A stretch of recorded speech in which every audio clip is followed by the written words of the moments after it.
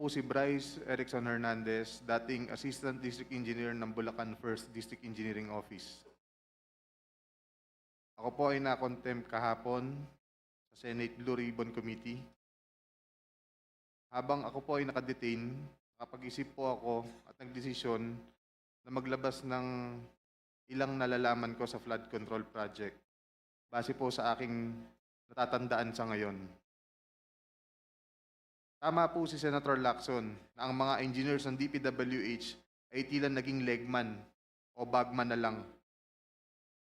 Kung tatanungin niyo po ako kung sino o kanino kami naging bagman, sasagutin ko na po ngayon.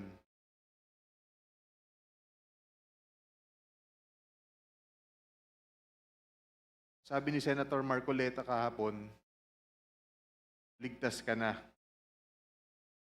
Hindi po ito totoo.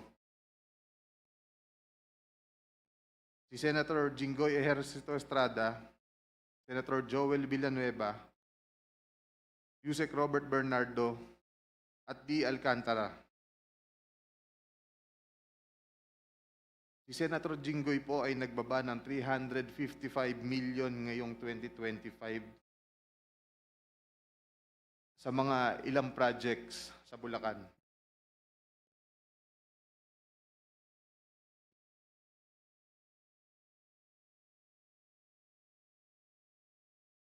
At ang sabi po ng boss ko dito ay 30% ang commitment dito.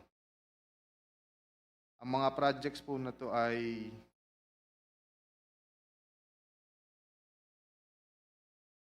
construction of flood mitigating structure with pumping station and floodgate phase 3 sa Hagonoy, Bulacan. Flood control mitigating structure with pumping station and floodgate sa Malolos, Bulacan. Hindi ko na po babasahin lahat to. Isasama ko po to sa aking written statement. No, mahalaga pong basahin yung buong listahan ng mga proyekto. Sige po, These are Your the line items that everyone has been talking about, so I think the nation deserves to know which particular line items that are in the GAA that are being implemented for these particular personalities. Mr. Chair, may I also request that he be directed to read the entirety of his salaysay Yes, and yes. not to select portion of his salaysay. Para Yes, po he will. klaro.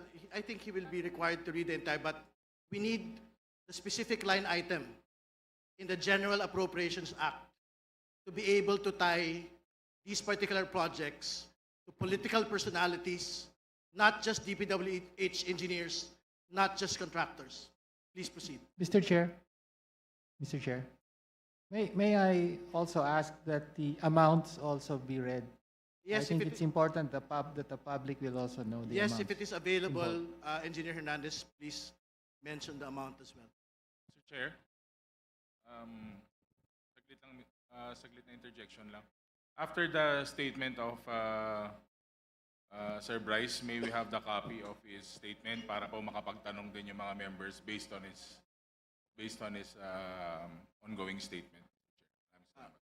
If that is practicable, Deputy Speaker, we will ask him to do it, but it is a written, handwritten statement. So I think we have to listen to his entire salaysay first. Please proceed with the line items, please. Let me repeat it, Your Honor.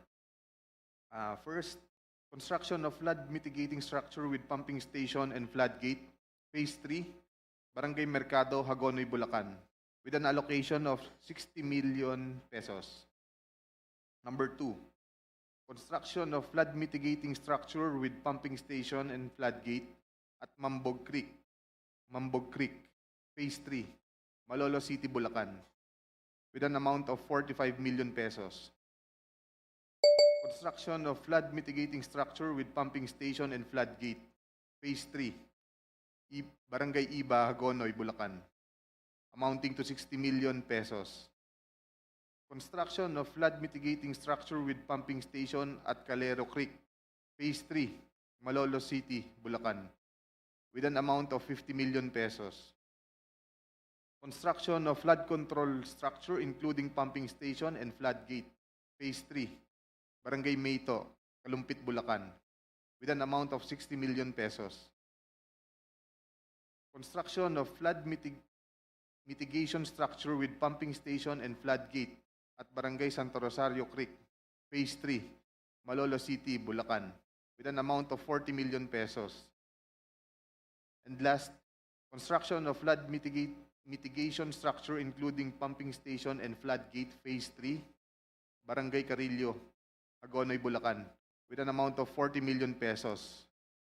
And all of that with a total of 355 million pesos, Your Honor. This is supposedly the allocation of which political personality? Senator Jinggoy Ejercito Estrada po, Your Honor. Thank you for the clarification. You can proceed with reading the handwritten statement. Chair, may I continue? Let him finish the handwritten statement. Tapos lang po yung handwritten statement ng pagbasa.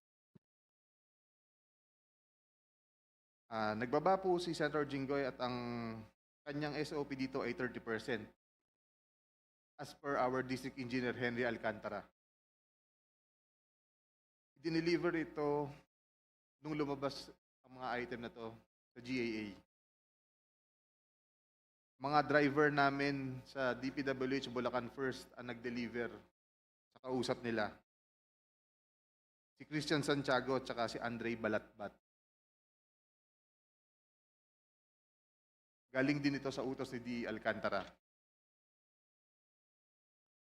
Noong 2023 naman, naglabas ng 600 million si Senator Joel Villanueva at ang SOP nito ay 30% din. If I'm not mistaken, sorry. Pwede kong sabihin ko po kung anong mga projects to, mga line item din. Please proceed with disclosing the line items so the nation may able to tie the line item to the political personality involved. First, rehabilitation of flood control structure along Balagtas River, Barangay Panginay, Tuwawa, Phase 3, Balagtas, Bulacan, with an amount of 75 million pesos. Construction of Bukawe River Flood Mitigation Structure, Station 12, plus 589 to Station 12, plus 739, at Barangay Bambang, Bukawe, Bulacan, with an amount of 75 million pesos.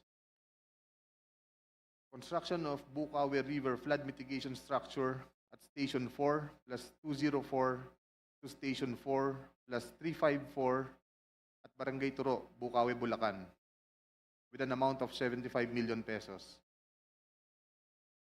Construction of Bukawe River Flood Mitigation Structure at Station 3 plus 036 to Station 3 plus 236 at Barangay Kaingin, Bukawe, Bulacan. Construction of this also has an amount of 75 million pesos. Number 5, construction of Bukawe River Flood Mitigation Structure at Station 5 plus 466 to Station 5 plus 667 at Barangay Bunlo, Bukawe, Bulacan, with also an amount of 75 million pesos. Construction of Balagtas River Flood Mitigation Structure at Station 3 plus 533 to Station 3 plus 683 at Barangay Santol, Balagtas, Bulacan, with an amount of 75 million pesos also. Construction of Balagtas River Flood Mitigation Structure at Station 7 plus 654 to Station 7 plus 804 at Barangay Dalig, Balagtas, Bulacan, also with an amount of 75 million pesos. And last is the construction of Balagtas River Flood Mitigation Structure at Station 14 plus 124 to Station 14 to 200 plus 274 at Barangay San Juan, Balagtas, Bulacan, also with an amount of 75 million pesos. And all in all with a total of 600 million pesos. Can you state again for the record the total amount and that this is the projects for which particular political personality? 600 million pesos last 2023 from Senator Joel Villanueva. Thank you. Please proceed with your handwritten statement.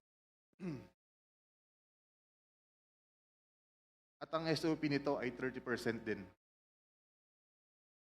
Binigay din ito nung lumabas sa GAA at i-deliver sa bahay niya sa Bukawi ni D. Alcantara at dating hepe ng aming construction si Engineer JP Mendoza. Si D. Alcantara namin ang masasabing chief implementor. Siya po ang kumakausap sa lahat ng politiko na involved dito.